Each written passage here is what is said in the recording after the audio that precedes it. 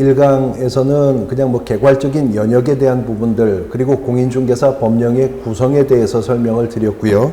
이제 14페이지 본격적으로 조문 분석 들어가시죠. 14페이지의 중하단부에 보시면 2번 공인중개사법의 제정 목적이라고 되어 있는데 괄호 열고 제1조라고 되어 있죠. 개별법들은요 다 1조가 목적입니다. 건축법 1조도 목적이에요.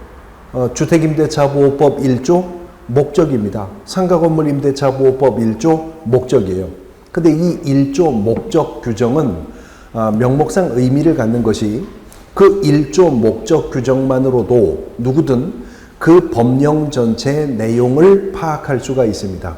그리고 항상 이 1조는요 해석의 기준이 되는 조문이에요. 그러니까 그 법령 해석의 방향타 역할을 수행하게 된다는 점에서 명목상 의미를 가지고 있는데 공인중개사법 1조 제정 목적은 한 문장으로 구성되어 있습니다. 이것을 이제 뚝뚝 끊어서 우리 교재에 분설하여 말하고 있는 거죠. 한 문장으로 연결하면 그렇습니다. 14페이지 하단부 보시면 공인중개사법 제정 목적인데요.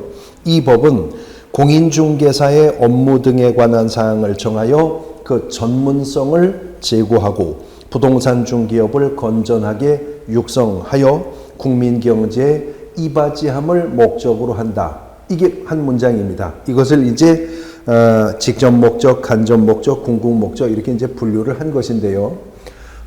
공인중개사 법령을 지금 기초과정이니까 대부분 처음 이제 조문을 접하시게 될 것인데 지금 우리가 1조만 봐도요. 이 법에는 그러니까 이 뒤에 있는 나머지 내용들이요. 나머지 내용들에는 부동산 공인중개사의 업무 등에 관한 사항을 정해서 전문성을 제고하기 위한 어떤 내용들이 있겠구나. 부동산 중개업을 건전하게 육성하기 위한 방안들이 입법화되어 있겠구나. 궁극적으로 국민경제에 이바지함을 목적으로 법이 만들어졌구나 라고 대충 감을 잡으실 수 있을 거라는 거죠. 그리고 앞으로 이제 이 법을 해석해 나감에 있어서 법이라고 하는 것은 입법 당시에 추상적이고 관념적인 문구로 입법이 될 수밖에 없는데 구체적 사실 등에 적용하기 위해서는 법을 해석해야 되겠죠. 그런데 법을 해석을 하다가 보면 해석의 여지가 생깁니다. 이렇게도 해석할 수 있고 저렇게도 해석할 수 있는 경우가 있다는 거죠. 이때 항상 그 법 1조가 해석의 기준, 방향타 역할을 한다는 거죠. 그래서 공인중개사법의 특정한 조문을 구체적 사실에 적용하기 위해서 해석을 하는데 이렇게도 저렇게도 해석이 가능하다면 공인중개사 업무의 전문성이 제고되는 방향으로 법이 해석되어야 하겠죠. 부동산 중개업이 건전하게 육성되는 방향으로 해석되어야 하겠죠. 궁극적으로 국민경제에 이바지되는 방향으로 이 법이 해석되어 나가야 할 것이다 라고 하는 겁니다. 이런 의미에서 명목상 중요할 뿐만 아니라 역대 기출문제를 분석해 보면 본 과목에서는 제정 목적에 관한 문제를 묻는 문제도 많이 출제가 되었었다고요. 그래서 지금 당장은 아니지만 이제 앞으로 우리가 반복을 해 나가면서 공인중개사법 1조는 문장을 통째로 암기를 해 두셔야 합니다. 암기해 두지 않으면 관련하여 문제가 출제가 될 때 틀리실 수가 있기 때문에 그래요. 아니 공인중개사 시험이 오지선다형 객관식으로 문제가 출제가 된다고 들었는데 1조는 문장 하나인데 어떻게 그걸로 시험 문제를 출제하느냐. 그런데도 지금까지 기출문제에서는 여러 번 문제가 출제가 되었어요. 여러 번 뻔질하게 출제가 되었어요. 이런 식입니다. 다음 중 공인중개사법 제정 목적이 아닌 것은 그래 놓고 지금 여기에 있는 이런 표현들을 지문화하면서 그 사이에다가 부동산업을 육성함을 목적으로 한다. 토지공개념의 정착을 목적으로 한다. 중개 업무를 적절히 규율함을 목적으로 한다. 뭐 이런 표현들 아주 훌륭하고 마치 이 법 제정 목적일 것만 같은 표현들, 부동산 투기를 예방함을 목적으로 한다. 왠지 꼭 이 법의 목적일 것만 같은 느낌이 강하게 와 닿지 않습니까? 이런 표현들이 섞여서 지문화되거나 박스 형태로 출제되면 암기한 수험생만 맞출 수가 있습니다. 그래서 앞으로 이제 차차 외워서 머릿속에 이 문장을 집어넣은 상태에서 수험장 들어가시게 되어야 할 것입니다. 이제 오른쪽에 보시면 2절 용어의 정의입니다. 공인중개사법 1조가 뭐였었다고요? 목적이었었잖아요. 이어지는 2조가 조문의 제목이 정의입니다. 공인중개사법 2조 조문의 제목이 정의인데 공인중개사법 2조는 총 6개의 용어가 정의가 되어 있어요. 지금 그것이 15페이지에 전면에 소개가 되어 있는 겁니다. 보실까요? 1호가 1번 중개입니다. 중개라 함은 법 제3조의 규정에 의한 중개대상물에 대하여 거래 당사자 간의 매매 교환 임대차 그 밖의 권리의 득실 변경을 알선하는 것을 말한다. 중개가 무엇인지 낱말뜻풀이하고 있네요. 이어지는 2번 보시면 공인중개사. 공인중개사라 함은 이 법에 의한 공인중개사 자격을 취득한 자를 말한다. 공인중개사 낱말뜻풀이하고 있네요. 나머지도 다 같습니다. 중기업이라 함은 이러쿵 저러쿵 한 것을 말한다. 개업공인중개사라 함은 어쩌고 저쩌고 한 자를 말한다. 다 이런 식입니다. 아니 법이 국어사전도 아닌데 무슨 낱말뜻풀이를 하고 있는가? 자, 이런 부분이 나오는 이유는요. 입법자가 법을 새롭게 제정하거나 국회에서 법을 새롭게 개정을 할 때 이 법 속에 사용되는 용어들 중에서 이런 용어만큼은 반드시 이 의미로만 해석이 되도록 그 해석의 한계와 범위를 확정해서 명확하게 해 주어야 이 법이 입법의 취지와는 다른 방향으로 엉뚱하게 적용되거나 이 법의 통일성을 유지할 수가 있겠다라고 판단되는 부분이 있을 수 있겠죠. 즉 입법자가 이런 용어만큼은 반드시 이런 의미로만 해석을 해야 이 법이 입법의 취지에 맞게 적용되고 법적 통일성을 유지할 수 있다라고 판단되는 사항이 있으면 국회가 법을 제정하거나 개정을 하면서 법 속에다가 특정한 용어를 아예 해석을 달아버립니다. 낱말뜻풀이 형태로. 이러한 방식을 일컬어서 입법 해석이라고 하거든요. 입법 해석. 그리고 어느 법, 어느 조문이든 간에 그 조문이 입법 해석의 내용으로만 구성되어 있을 때에는 항상 그 조문은 정의라고 하는 조문의 제목을 갖게 됩니다. 그러니까 공인중개사법을 입법한 자는 적어도 6개의 용어, 즉 중개, 공인중개사, 중기업, 개업공인중개사, 소속공인중개사, 중개보조원 이 6개의 용어만큼은 반드시 이런 의미로만 적용해서 조문 해석에 동원되어야 할 것이다 라고 하는 것이죠. 그러니까 이 법이 개정되지 않는 한은 이 6개의 용어만큼은 이런 의미로만 적용해서 조문의 해석에 집어넣어야 할 것이다 라고 하는 것입니다. 그래서 이 6개의 용어도 역시 이제 차차 반복 학습을 통해서 암기를 하셔야 되는데 6개의 용어 하나하나 개별적인 의미 파악도 중요합니다만 이 6개의 용어는 상호 유기적인 연관성을 가지고 있기도 합니다. 그래서 그 유기적인 연관 관계도 유의해서 살펴두셔야 됩니다. 자, 지금 15페이지에 용어의 정의에 총 6개의 용어가 정의가 되어 있죠. 그 중에서 규모의 측면에서 보면 가장 큰 타이틀은요, 중개업입니다. 사실 공인중개사법 2조의 용어의 정의는 무엇이 중개업이냐의 개념을 명확하게 하기 위해서 입법되었다라고 말을 해도 과언이 아닐 정도로 가장 큰 타이틀은 중개업입니다. 15페이지 3번에 중개업을 보실까요? 자, 이 법이 말하는 중개업이 무엇이냐를 입법 해석한 거예요. 보시면 중개업이라 함은 다른 사람의 의뢰에 의하여 일정한 보수를 받고 중개를 업으로 하는 것을 말한다 라고 정의를 했죠. 한 문장입니다. 한 문장인데 아까 우리가 그 목적 부분을 그렇게 분설해서 봤듯이 분설해 보면 공인중개사법이 말하는 중개업이라고 하는 것은 다른 사람의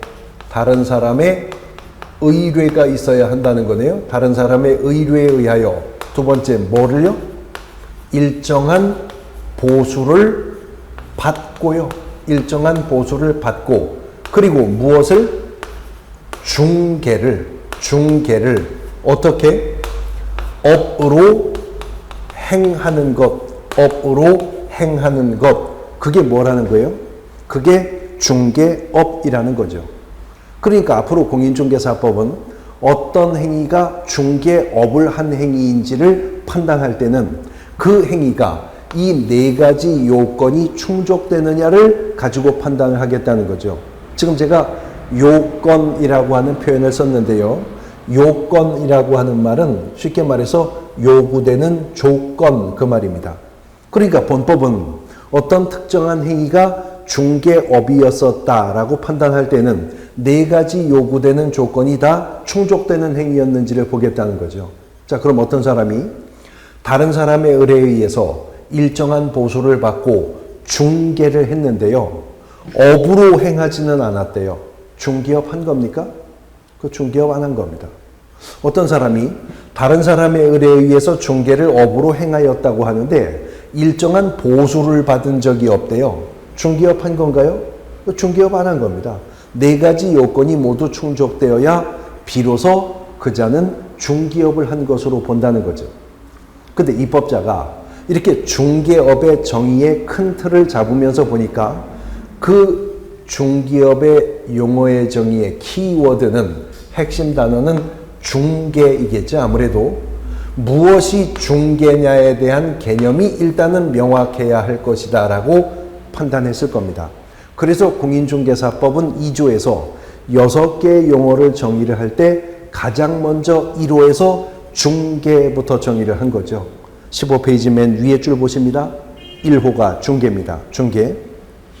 중개라 함은 법 제3조의 규정에 의한 중개대상물에 대하여 거래 당사자 간의 매매, 교환, 임대차, 그 밖의 권리의 득실 변경에 관한 행위를 알선하는 것을 말한다. 역시 한 문장이지만 본설에 보면 중개는 법 제3조 규정에 의한 중개대상물에 대하여 이렇게 나오죠. 그래서 앞으로 우리가 줄여서 법정 중개대상물이라고 부를 겁니다. 자, 공인중개사법 1조가 목적이었었고요. 지금 우리가 이어지는 2조를 보고 있어요. 근데 지금 2조 1호가 바로 이어지는 3조에서 중개대상물의 범위를 이 법이 정할 것이다. 그 말이죠. 바로 이어지는 3조가 중개대상물의 범위를 확정할 것임을 이미 2조 1호가 언급 예고하고 있는 중입니다. 그 법정 중개대상물에 대하여 거래 당사자 간의 매매, 교환, 임대차요. 매매, 교환, 임대차 그 밖의 권리입니다. 매매, 교환, 임대차 그 밖의 권리의 득실 변경을 어떻게 하는 거? 알선을 하는 것. 그게 무엇입니까? 네, 그게 중개라고 하는 거죠. 그러니까 공인중개사법이 어떤 특정 행위에 대해서 중개를 하였느냐 여부를 판단할 때는 또 이 세 가지가 그 요건이 된다는 거죠. 이제 장차 이어지는 3조가 법으로 정하게 될 그 중개 대상물이 있는데 그 중개 대상물에 대해서 거래 당사자 간의 매매, 교환, 임대차 그 밖의 권리의 득실 변경을 알선하는 행위를 누가 했다면 이제 그 사람은 무엇을 했다고 보는 겁니까? 중개를 했다고 보는 겁니다. 그렇다면 매매, 교환, 임대차 그 밖의 권리의 득실 변경을 알선하는 것이라고 말했으면 매매, 교환, 임대차 외에도 알선할 수 있는 또 다른 권리가 존재할 수도 있음을 여운을 남겨 말하고 있는 거죠. 그러면 알선 가능한 그 밖의 권리가 어떤 것들이 있느냐? 이제 이런 것들이 앞으로 우리가 기본 과정에서부터 펼쳐나가서 공부를 해야 될 부분들인데 기초과정이기 때문에 여기까지 더 안 나가고 하여튼 있다는 것만 매매교환 임대차 말고도 알선할 수 있는 또 다른 권리가 존재할 것이라고 하는 것까지만 기초과정에선 봅니다. 그런 권리득실 변경을 알선하는 게 중개입니다. 자, 그러면 1번의 중개와 3번의 중기업의 관계를 지금 펼쳐놓고 나서 보시니까 중개란 중개업이 되기 위한 4가지 요건 중에 하나인 거죠. 중개업이 되기 위한 4가지 요건 중에 하나로서의 중개의 의미가 이렇다 하는 겁니다. 그렇다면 여기까지만 공부하셔도 중개업을 보다 상세하게 말할 수 있죠. 결국 공인중개사법이 말하는 중개업이란 무엇입니까? 다른 사람의 의뢰에 의해서 일정한 보수를 받고 법정 중개 대상물에 대하여 거래 당사자 간의 매매 교환 임대차 그 밖의 권리 득실 변경을 알선하는 행위를 어떻게 하는 것? 업으로 행하는 것. 그게 뭐예요? 그게 중개업이라는 거죠. 그게 중개업이라는 겁니다. 그러면 무엇이 중개업이냐 하는 것을 이렇게 입법 해석까지 하면서 그 내용과 범위를 확정해야 되는 이유가 무엇이냐? 물론 여러 가지 이유가 있겠지만 가장 직접적인 이유는 어디에 있느냐 하면요. 지금 현행 공인중개사법은요. 이러한 중개업을 아무나 할 수 있는 게 아니라 중개업을 적법하게 행하고자 하는 자는 등록을 하여야 한다는 거죠. 자, 지금 우리가 공인중개사법 공부하고 있는데 공인중개사법이 1983년 부동산중개업법이라는 이름으로 제정되었었던 법이라는 것은 방금 전 1강에서 설명드렸죠. 1983년에 부동산중개업법이라고 하는 법이 1983년 부동산중개업법이라는 법이 제정될 당시에는 단속법규적인 성격이 아주 강한 허가제 형태로 제정이 되었었다는 것도 아까 설명을 드렸었잖아요. 그런데 그 부동산중개업법의 허가라고 하는 제도는 1999년에 이 법이 7차 개정을 하면서 지금의 등록제로 바뀝니다. 등록제로. 그래서 예전에는 중개업을 적법하게 하려는 자는 허가관청에 가서 허가를 받아야 했었지만 지금은 허가제가 등록제로 바뀌었기 때문에 중개업을 적법하게 행하고자 하는 자는 관할 등록관청에서 등록을 하여야 합니다. 등록을 하여야 합니다. 그래서 앞으로 공인중개사법 저와 공부하시면서 등록이라고 하는 말을 아주 지겹게 들으실 거예요. 등록의 기준과 절차, 등록 신청인, 등록 관청, 등록의 결격사유, 등록 통지, 등록증 교부, 등록증 재교부, 등록 취소, 등록이라는 말을 아주 지겹게 들으실 겁니다. 공인중개사법의 근간이 되는 제도이기 때문에 그런데 어쨌든 중개업을 현행법상 적법하게 하려면 뭘 해야 한다고요? 등록을 하여야 한다는 것이죠. 그래서 4번을 보시면 4번 개업 공인중개사에 대해서 본법이 정의하고 있죠. 근데 4번 보시면 15페이지 딱 중간쯤입니다. 개업 공인중개사라 함은 이 법에 의하여 중개사무소의 개설 뭐요? 등록을 한 자를 말한다 라고 정의하고 있네요. 공인중개사법이 2조 4호에서 개업 공인중개사에 대해서 용어의 정의를 하였습니다. 근데 뭐라고 정의를 했냐면 개업 공인중개사라 함은 이 법에 의한 중개사무소의 개설 뭘 한 자? 등록을 한 자를 말한답니다. 등록을 한 자를 말한다입니다. 지금 공인중개사법 2조 용어의 정의는요. 입법 해석의 방식이라고 했는데 쉽게 생각하시면 하나의 매뉴얼이라고 생각하셔야 됩니다. 그러니까 앞으로 공인중개사법에서는 개업 공인중개사라고 하는 호칭은 누구에게 이 호칭을 붙이겠다는 거예요? 이 법에 의해서 중개사무소 개설 등록이요. 등록을 한 자를 앞으로 공인중개사법은 개업 공인중개사라고 부를 것이고 등록을 한 자인 개업 공인중개사만이 비로소 적법하게 중기업을 할 수가 있을 거라는 거죠.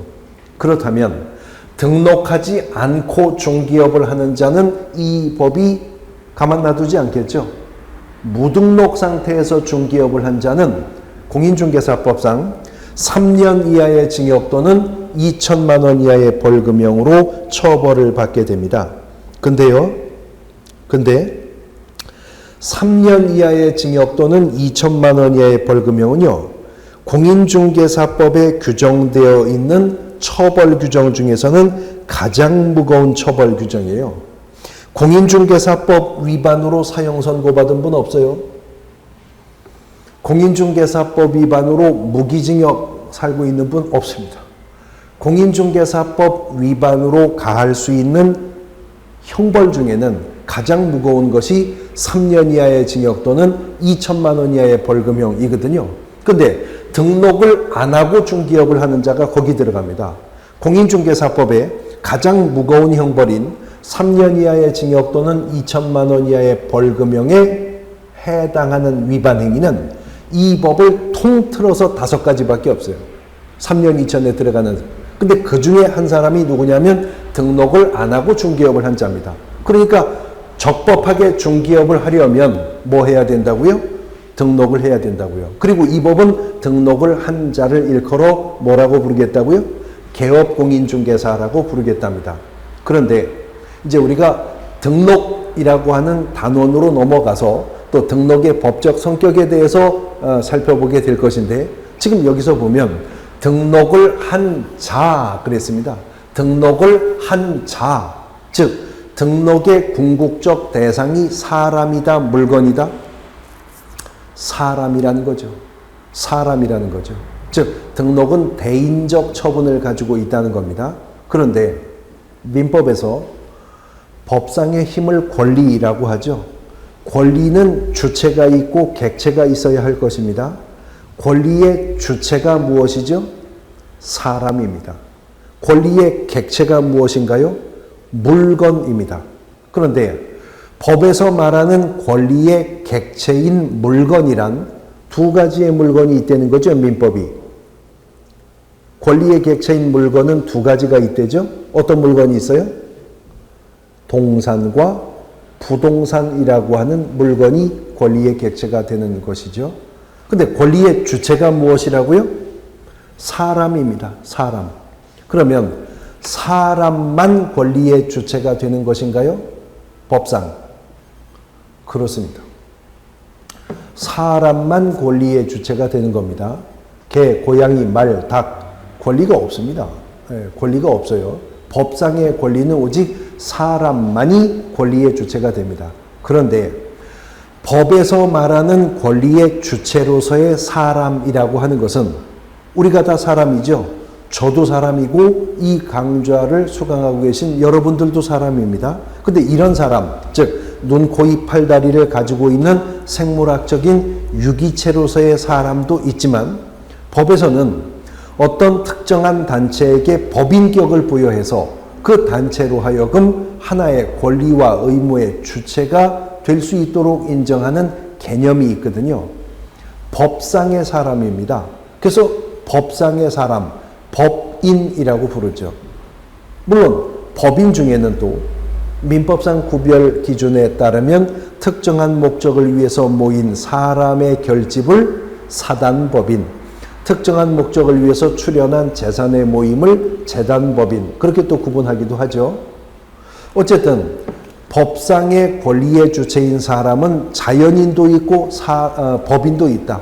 사람은 개인도 있고 법인도 있어요. 그러면 등록을 한 자, 지금 법에서 사람을 말하고 있어요. 그럼 이 자가 법인일 수도 있고 개인일 수도 있는 거죠?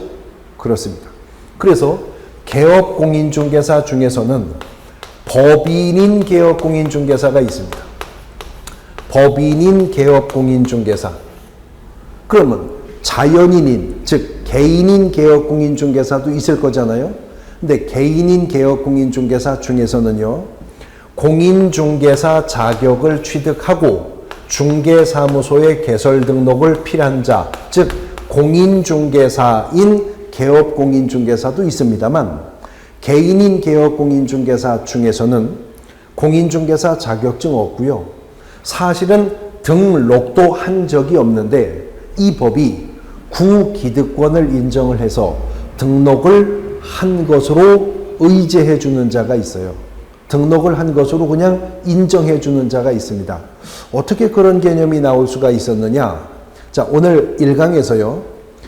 1983년 부동산 중개업법이 제정이 될 때 법 제정과 함께 공인중개사 자격제도도 도입되었다는 말씀을 드렸죠.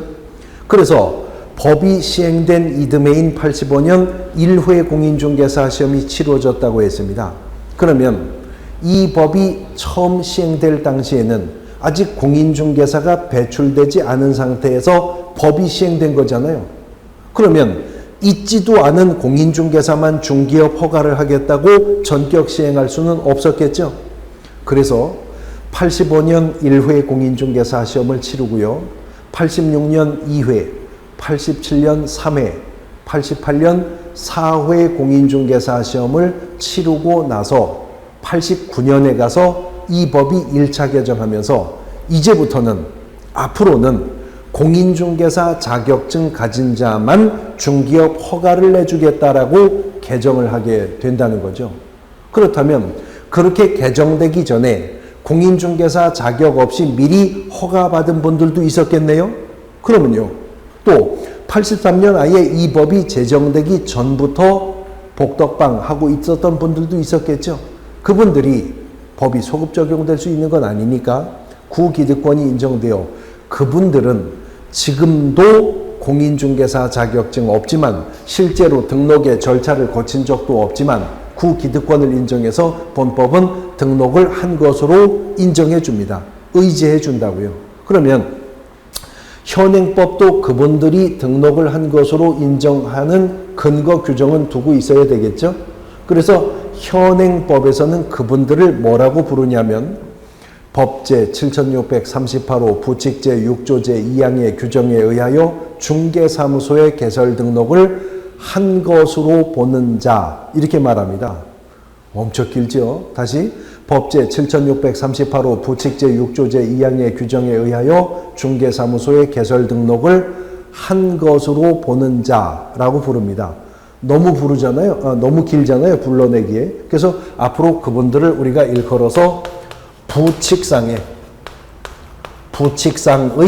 개업공인중개사라고 부르게 될 것입니다. 어쨌거나 현행법은 부칙에 그분들이 등록한 것으로 의제되는 근거 규정이 있기 때문에 부칙상의 개업공인중개사라고 부를 것이라고요. 그래서 개업공인중개사는 그 종별을 나누어 보면 법인인 개업공인중개사와 개인인 개업공인중개사가 있고 개인인 개업공인중개사 중에서는 부칙상의 개업공인중개사와 공인중개사인 개업공인중개사로 다시 양분된다는 거죠. 이미 설명을 들으시는 과정에서 자동 이해가 되셨을 건데 그렇다면 이 중에 부칙상의 개업공인중개사라는 것은 이제 와서 새롭게 될 수가 있는 것이 아니라는 것을 알 수 있죠. 억만금을 주어도 부칙상의 개업공인중개사는 새롭게 될 수 있는 게 아닙니다. 구기득권이 인정된 것에 불과하니까. 그러면 중개업을 적법하게 하려면 뭘 해야 된다고요? 등록을 해야 되고 본법이 등록을 한 자를 뭐라고 부르겠다고요?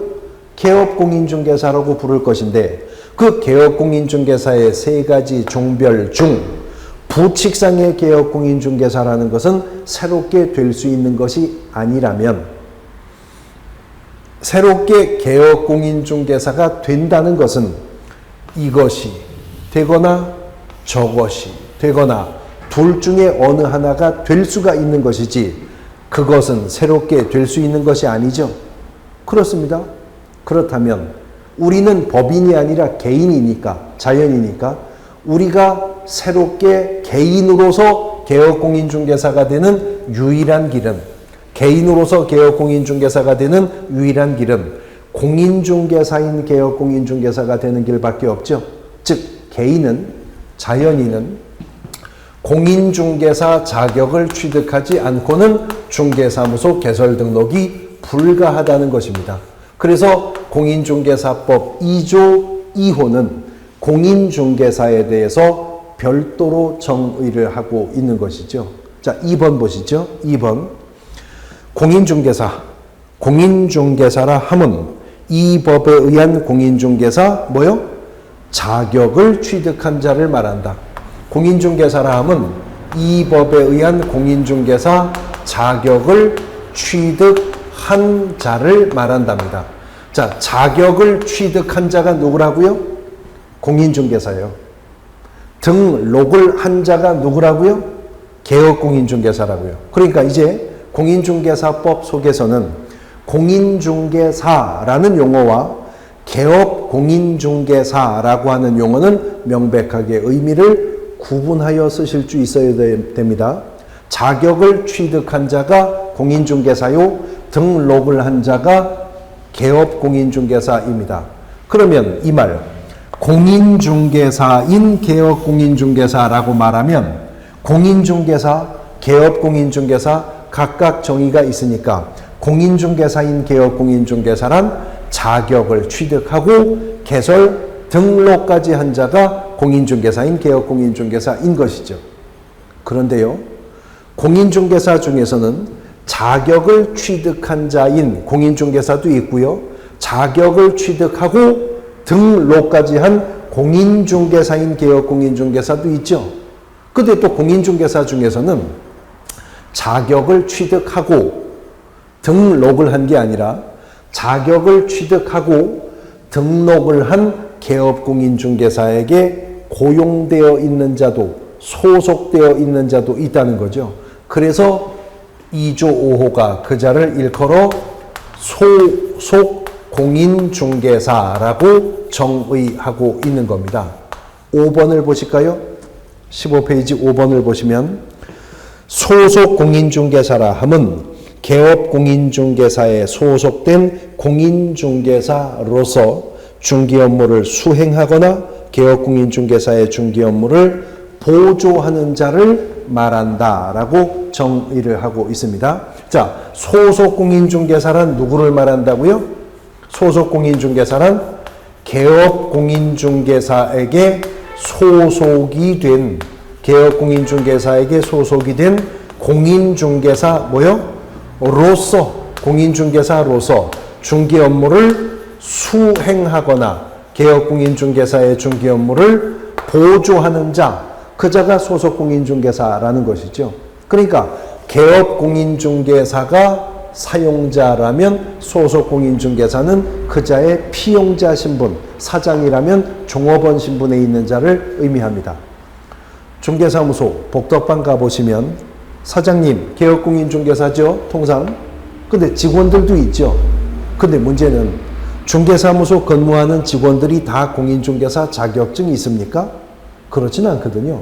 그래서 자격증이 없는 자도 있잖아요.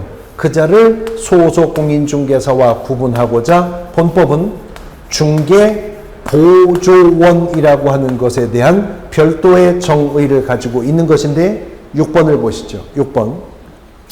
중개보조원이라 함은 공인중개사가 아닌 자로서 중개대상물에 대한 현장 안내 및 일반 서무 등 개업공인중개사의 중개 업무와 관련한 단순한 업무를 보조하는 자를 말한다라고 정의를 하고 있죠. 자, 소속공인중개사와 개념을 비교하면서 펼쳐보니 중개보조원이라 함은 공인중개사가 뭐래요? 아닌 자로서 개업공인중개사에게 소속이 되어 현장 안내 및 일반 서무 등 개업공인중개사의 중개와 관련한 무슨 업무? 단순한 업무를 보조하는 자를 말한다 그랬습니다. 그러면 2조 5호가 정의한 소속공인중개사와 2조 6호가 정의한 중개보조원을 비교해보면 양자는 공통점과 차이점이 발견되죠. 먼저 차이점은 공인중개사로서 공인중개사가 아닌 자로서 공인중개사 자격증 소지 유무에서 양자가 구분이 되네요. 두 번째는 소속공인중개사는 업무를 수행도 할 수 있다고 하나 중개보조원은 업무 수행은커녕 보조도 무슨 보조? 단순한 업무 보조만 할 수 있다는 점에서 양자는 차이가 있죠. 그러나 양자는 다르기만 한 것이 아닌 것이 소속 공인중개사든 중개보조원이든 개업공인중개사에게 소속이 되어 있는 자, 개업공인중개사의 피용자 신분에 있는 자라는 것 같죠. 또 소속공인중개사든 중개보조원이든 개업공인중개사 업무 보조하는 역할을 수행한다는 점도 같죠. 그래서 공인중개사법은 2조에서 별도로 정의하고 있진 않습니다만 간결한 입법 등을 위해서 때로는 필요할 경우에 소속공인중개사와 중개보조원을 통칭하여 표현하기도 하는데요. 공인중개사법이 소속공인중개사와 중개보조원을 하나로 통칭하여 표현할 때에는 고용인이라고 하는 용어를 본법이 사용하고 있습니다. 2조가 직접 정의하고 있지는 않지만 결국 그러면 고용인이라고 하는 것은 무엇이냐? 개업공인중개사에게 소속이 되어 중개 업무를 보조하는 자가 고용인인 것이죠. 그런데 고용인 중에는 공인중개사 자격증을 가지고 있는 고용인도 있고 자격증이 없는 고용인도 있어 자격증 있는 고용인을 일컬어 소속공인중개사, 자격증 없는 고용인을 일컬어 중개보조원이라 합니다. 그 구별은 공인중개사로서 아닌 자로서 자격증 유무로 양분되는 것이니까 고용인 중에 소속공인중개사가 아닌 고용인이면 중개보조원이고 중개보조원이 아닌 고용인이면 소속공인중개사가 된다 하는 것입니다. 어느덧 공인중개사법 2조가 정의한 6개 용어가 펼쳐졌습니다. 조문 순서대로 다시 보면 2조 1호 중개였었죠. 2조 2호 공인중개사였었고요. 2조 3호가 중개업이었습니다. 2조 4호가 개업공인중개사, 2조 5호가 소속공인중개사, 2조 6호가 중개보조원입니다. 이 6개 용어는 조문에 입법된 내용 그대로 이제 암기가 되어 있어야 하겠고요. 6개 용어가 이렇게 상호 유기적인 연관성도 가지고 있기 때문에 그 유기적 연관 관계에 대해서도 유의를 하셔야 됩니다. 자, 근데 다시 중개로 돌아가면 공인중개사법 6개 용어 중에 제일 먼저 중개가 있으니까요. 중개란 법정 중개 대상물에 대해서 당사자 간의 이런 권리득실 변경을 알선하는 것이라고 그랬죠. 근데 그 중개는 법 제3조 규정에 의한 중개 대상물에 대하여 그랬어요. 그러니 이제 중개 대상물의 범위는 바로 이어지는 3조가 그 범위를 확정하게 되겠죠. 이어지는 3강은 그 법정 중개 대상물의 범위에 관한 문제를 여기서 또 이어서 살펴보도록 할 것입니다. 쉬었다가 보겠습니다.